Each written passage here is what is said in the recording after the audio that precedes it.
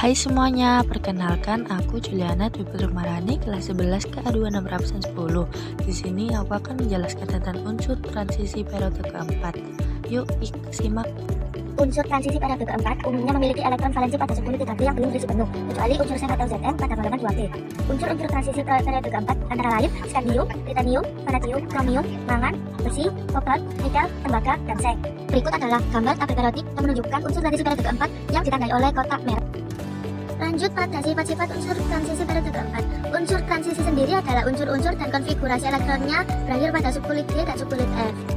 Sifat-sifat ini terbagi menjadi dua, yaitu sifat fisika dan sifat kimia. Ada sifat fisika antara lain yang pertama bersifat logam, yang kedua memiliki titik lalat dan titik didih tinggi, yang ketiga memiliki sifat magnetik. Lalu yang keempat, jari-jari atom lebih besar dan tidak teratur dari kiri ke kanan. Yang kelima, ion berwarna. Pada sifat kimia yang pertama adalah memiliki harga potensial di elektronegatif kecuali pada Cu. Yang si beta membentuk ion kompleks. Yang ketiga, ion unsur transisi berwarna. Lanjut pada manfaat unsur transisi periode keempat. Yang pertama, skandium. Alloys aluminium skandium untuk industri kedirgantaraan dan peralatan olahraga yang memerlukan bahan berkualitas tinggi, misalnya sepeda dan lain-lain. Yang kedua, titanium.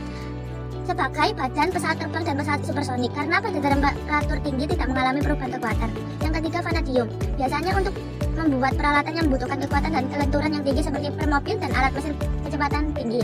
Yang keempat adalah kromium.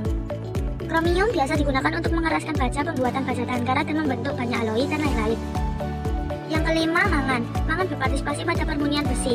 Yang keenam, besi sebagai bahan utama pembuatan kaca. Yang ketujuh, kobalt yang dicampur dengan besi, nikel, dan logam lain-lainnya untuk membuat alnico alloy dengan kekuatan magnet luar biasa untuk berbagai keperluan. Nomor 8, nikel. Nikel digunakan sebagai komponen pemanas listrik nikrom yang merupakan campuran dari Ni, Fe, dan Dr.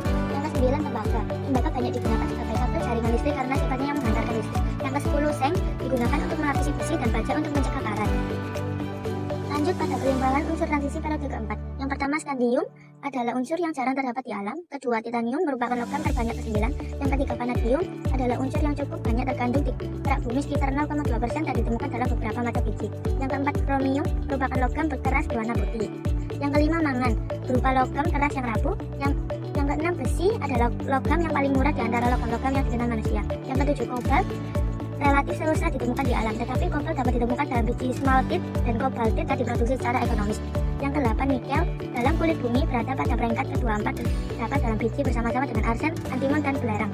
Yang ke-9, tembaga. Tembaga adalah logam transisi berwarna merah kecoklatan. Yang ke-10, seng. Seng terdapat di alam sebagai senyawa sulfida seperti seng blender. Tadi penjelasan saya tentang unsur periode keempat. Sekian, terima kasih, dadah. Created using Powtoon.